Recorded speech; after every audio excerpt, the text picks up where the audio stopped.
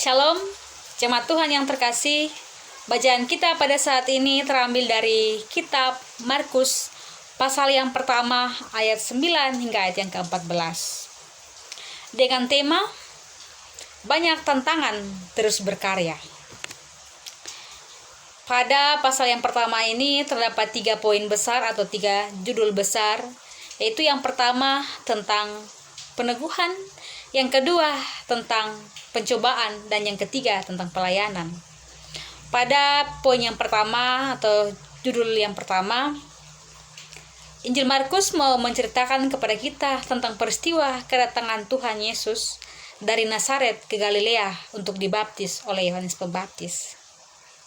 Ketika Yesus keluar dari air, lalu tergoyahlah langit dan seperti Roh Kudus turun ke atasnya melalui burung merpati. Dan seketika itu terdengar suara dari sorga berkata, "Engkaulah anakku yang kukasihi, kepadamulah aku berkenan." Jemaat Tuhan yang terkasih, sebagai informasi untuk kita semua, bahwa baptisan adalah sesuatu hal yang umum di kalangan orang Yahudi. Baptisan orang Yahudi disebut sebagai baptisan proselit atau baptisan kepada orang-orang yang ingin pindah agama. Baptisan itu merupakan syarat bagi orang-orang kafir yang ingin masuk menjadi umat Allah. Namun, baptisan proselit bukanlah peraturan Tuhan Allah, melainkan peraturan agama-agama orang Yahudi. Orang kafir yang menerima baptisan proselit akan masuk menjalani kehidupan seperti orang Yahudi.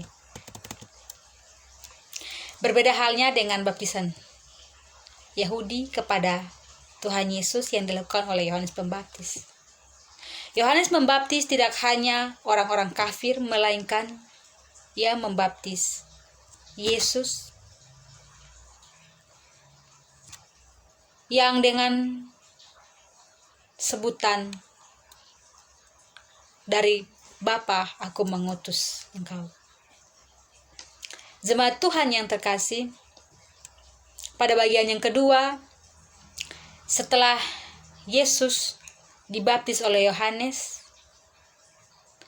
yang perlu kita ketahui bahwa Yohanes adalah seorang nabi yang hadir atas prakarsa Tuhan yang membuat bangsa Israel berbalik kepada Yesus atau kepada Tuhan.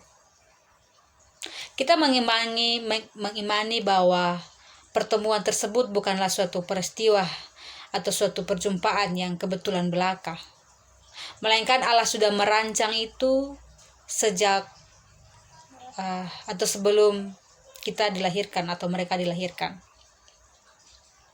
Setelah Yesus dibaptis, maka Markus menceritakan bahwa Roh Kudus menuntun Yesus pergi ke padang gurun.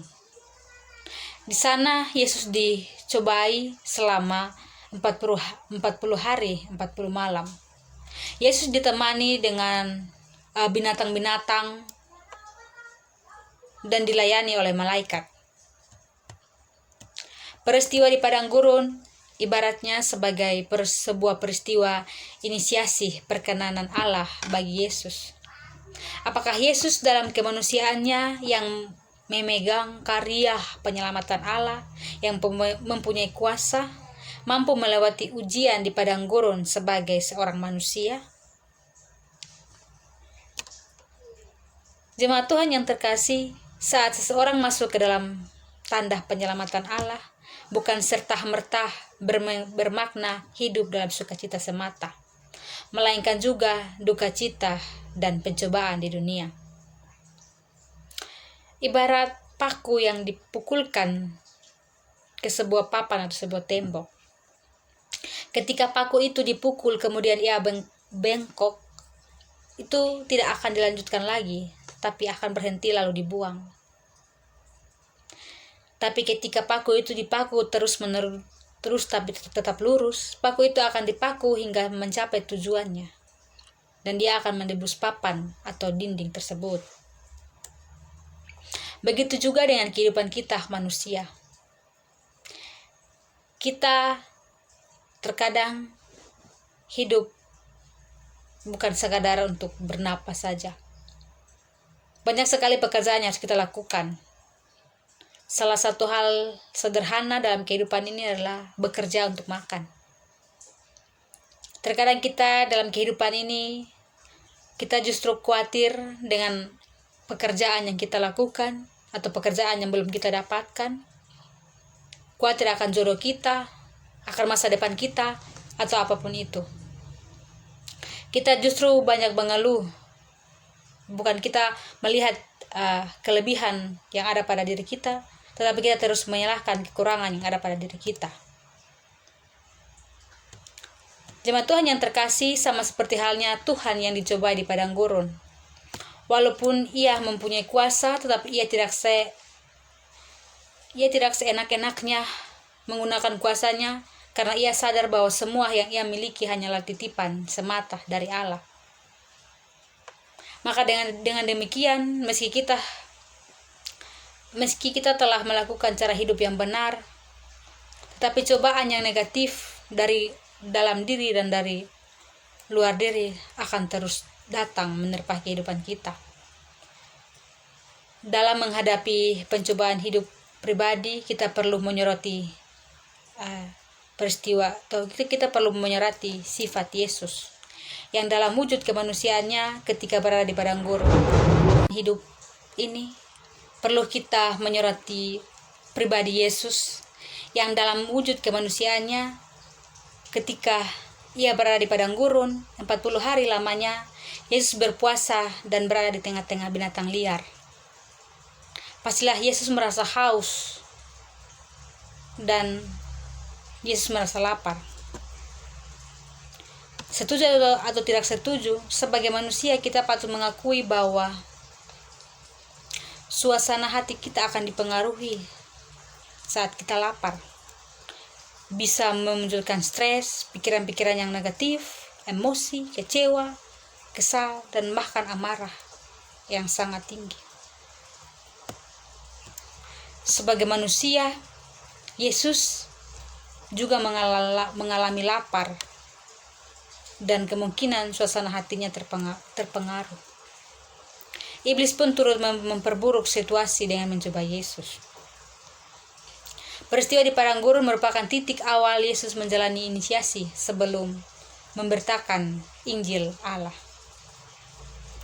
Dengan demikian, seberat apapun pencobaan yang kita alami serta secara fisik maupun psikis, mau tidak mau Yesus harus sanggup melaluinya. Dan kita juga pasti sanggup melaluinya. Kita menyadari bahwa dalam kemanusiaan kita adalah orang yang lemah dan terbatas.